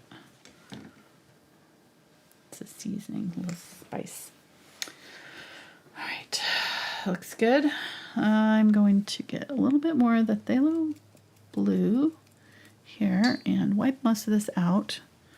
Use this like dark-ish phthalo blue, and if it's too dark, you can add a little bit of burnt sienna to lighten it up. And I'm gonna just drag it across here, kind of like what we did with our grass here. I want my shadow area to have a little bit of color too. So just kind of going like that across. There. I feel like I want a little bit of this color over here because I feel like it's like the only place it is. So I'm going to put a little bit of this color just kind of peppered in over there in my dark areas of my shadowy trees just to kind of balance it. You can also add it up here if you wanted it in your far mountains or something, but I think that looks good. I might add just a little bit of it down here too, although this is really sunny down here, so I don't want to add too much, but I think I could get away with a little bit real close to the fence where it's really dark right there. Just the tiniest little bit.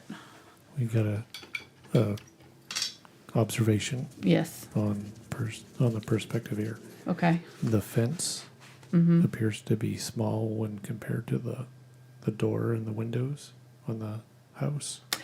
You're right. You're right. Yeah. There is a door on that house too, now that I look at it in the picture. Yeah, you're right. The door. The door and the windows are much smaller. Yeah, you're right. I should have made those taller. Okay, I can do that. Good eye. That wasn't me. Okay.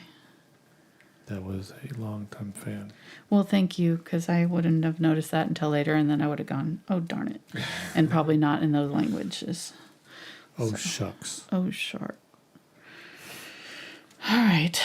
Let me get some yellow here with my burnt sienna. I'm going to kind of start this tree. And we'll go fix my boo-boo on my fence.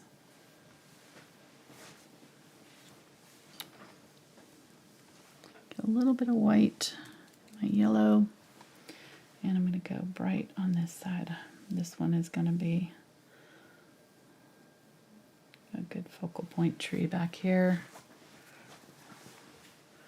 It's a little bit white right now, but it'll dry a little bit darker, and then I can tone it with glaze later. So it'll be there. It's got to kind of be brighter than the stuff behind it, or it won't show up.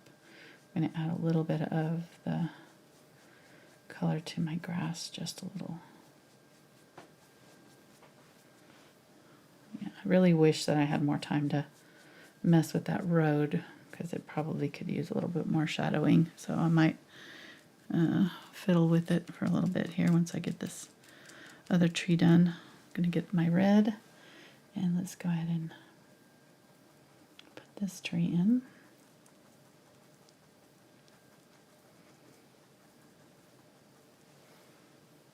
Okay. Get a little bit more of that bright red. I had a lot of yellow in there, so it was kind of muting that color. Now I'm going back in with a thicker, brighter red. Nice. Getting even more bright red. And putting that kind of underneath in my shadowy areas.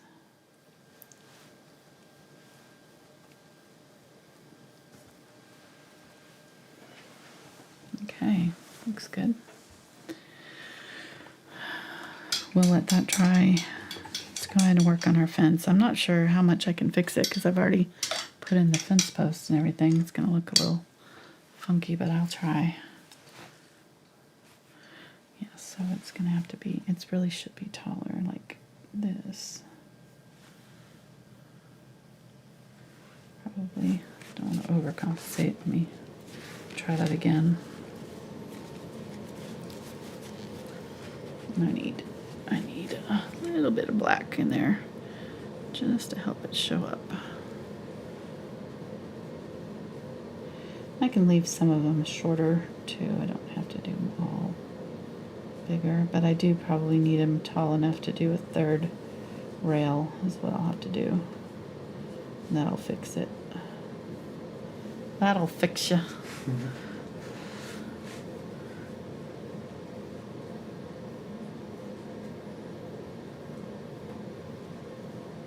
Generally the ones that are farther away from you will be, or you know, if they're going up the hill, they're going to be up higher that way, but these ones are going away from us, so they'll get a little bit smaller as they taper away from us.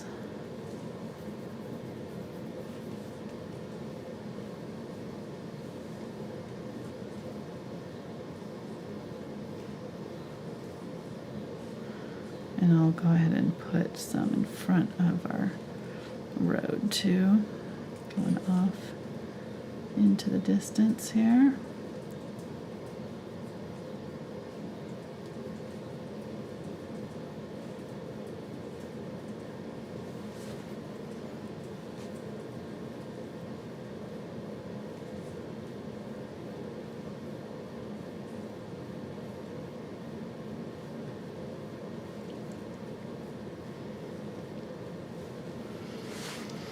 All right, much better. Good, good. Thank you for whoever that was that caught that. Who was it? It was a Nancy. Nancy. Nice. Thank you, Nancy.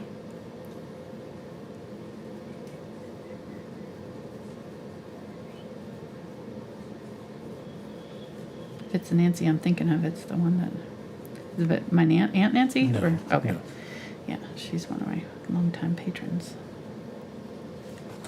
Nancy Smith Williams. Huh? Nancy Smith Williams, another longtime supporter. Yes, thank you, Nancy. See, she's watched me enough to go, Angela? She knows.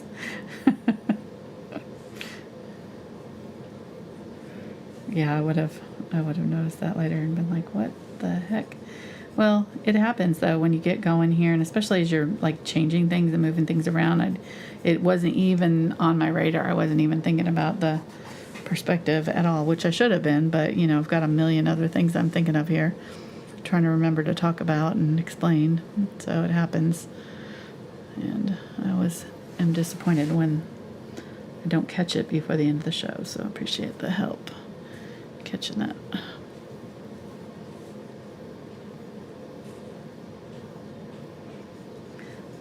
Putting a little bit of light behind the road, just as it's going away from us.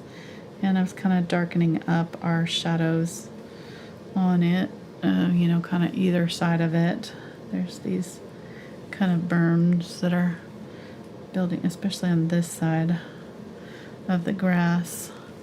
Kind of set down my brush and sort of pull flat to create that kind of shadow along the edge of my road. And then I'm going to go back in with my light color, maybe a little bit of that unbleached titanium and that bluish color, and just pop in a little bit brighter highlights on the middle of the road in a few places. Doesn't need it everywhere, but I do want it to, just kind of messed it up in some places, so I want to clean that back up. There we go.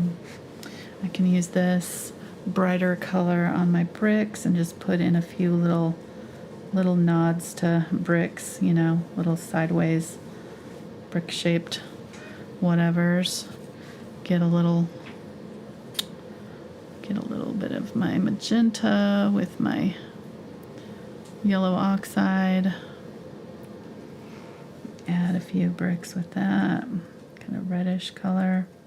add that pink tone that I'm seeing in it. Might do a glaze over it, so I'm going to get my squared off color here, make sure that this is dry. And I think I want to glaze it. Oh, well, it's always good to glaze with a transparent color. My colors, my paints, I'm just leave them in the brush paint at this point. It's not going to hurt anything. We're almost done. Let me get, I just saw something I need to do real quick. Let me get some burnt or ultramarine blue and my yellow and my burnt umber, that dark green color. I'm gonna go right here in front of my red, just a little bit darker right there. Just push that back a little bit. I don't know if that helped.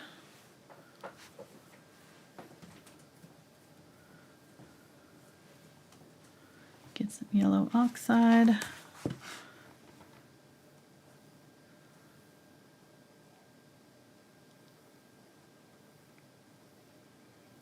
Gonna soften off that. It was like too straight. I need to soften off that edge there with the red bushes and get some more of that red, and just gonna tap it across. Okay, there we go.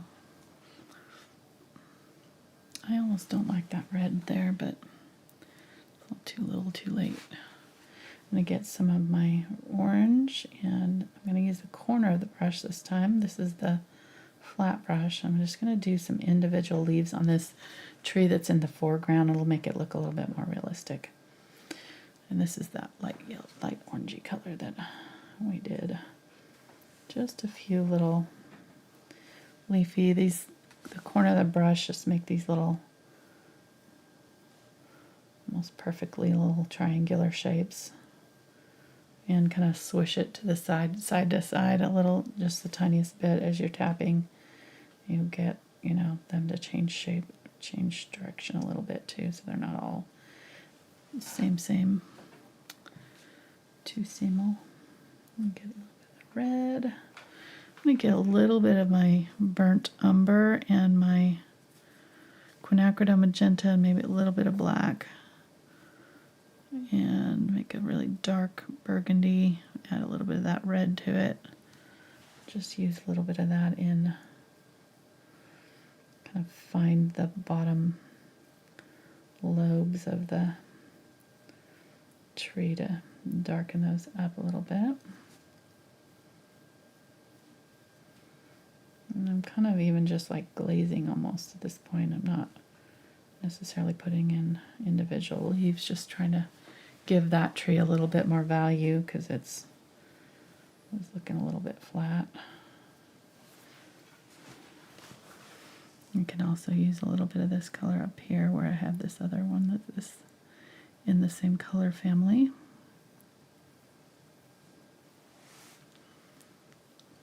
Okay. And there are trees that are this bright.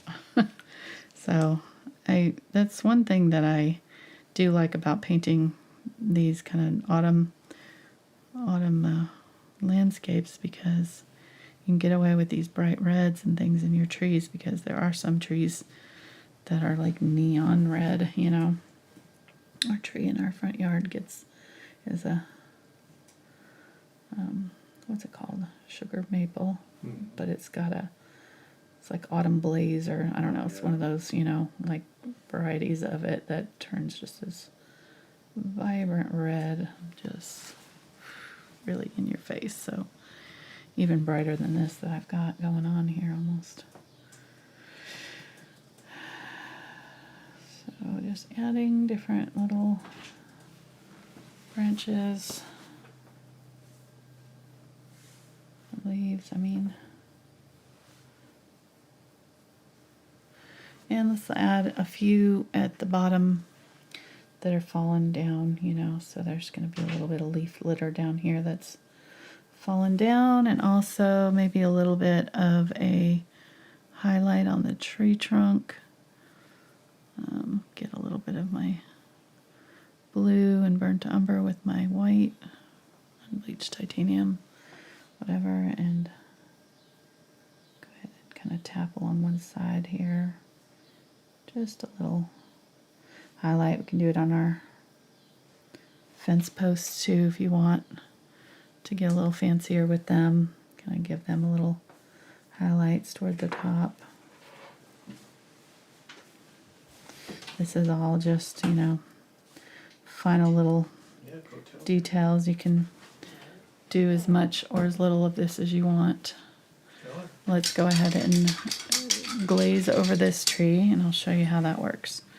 And I'm going to glaze on my house too, and then we'll be done. I'm going to get some yellow India yellow. This is that kind of orangey yellow, and some glaze. You can use water too, but if you're using heavy body acrylics and you use too much water, like I think like 30% or something or more, it can underbind, so it doesn't work as well. It'll work, but it'll look the same, but then if you layer on top of it, it'll lift. So if you want it to stick well, you have to add a little glazing medium or something like that. It's good to have. So getting some more of that yellow, India yellow, and I'm just going over that light yellow that I did before. I can also add it anywhere else that I want a brighter tone. So maybe some of that grass I want a little bit brighter. Maybe this tree I want a little bit brighter. I can use it straight up if I want, you know, a thicker coverage. I can get a little bit of burnt sienna. Now the burnt sienna is more opaque, so it doesn't make as good of a glaze, because glaze is transparent, so you want a transparent color ideally to make the best glazes, but it still works. I mean, it works just fine. So now we've got a tree that's a little bit more natural looking, but we've got a really nice bright highlights in it. And go ahead and use that like that. I don't know what's that there. I think I missed something. If you want, you can put some tree trunks in there. I didn't add any other tree trunks, but I probably could have, but it's a little late at this point. I'm not really worried about it. I think it looks okay. So if it looks okay, leave it. You know, if it bothers you, add some tree trunks. I'm gonna add some yellow leaves, like a little bit bigger. This tree is like a little closer to us maybe, and we're seeing a little bit bigger leaves. So I'm just gonna add a few leaves coming down here in front, just tapping in the corner of this brush again. The harder you press, the bigger your leaves will be. Getting a little bit of that burnt umber, or burnt sienna, I mean. Using some of that. This is just yellows. This kind of a mixture of all these yellows here.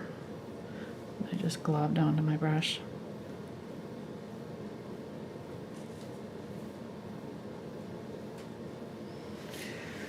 All right.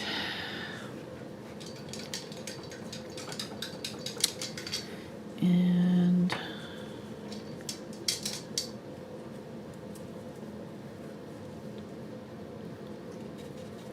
get a little bit of my ultramarine blue and yellow. I'm gonna put some of this greenish color back in here because I kind of lost it again. Right there, and maybe coming behind this a little bit, just adding a little bit of that green that's over here in some other places. You know, some trees lose their leaves later in the year, so some of them are still green a little bit longer than others. And then let's go ahead and glaze on our house. I think I'm going to do burnt sienna and quinacridone magenta, so it's going to be like almost like a burnt orange color. Quinacridone burnt orange is similar to this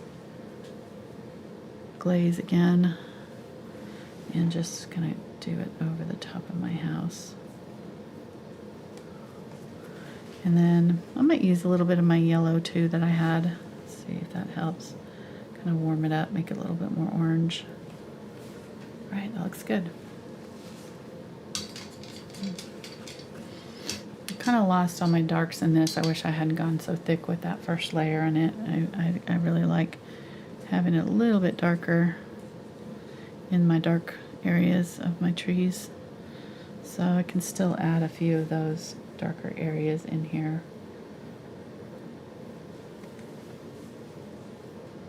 Magenta and black. With a little bit of this red.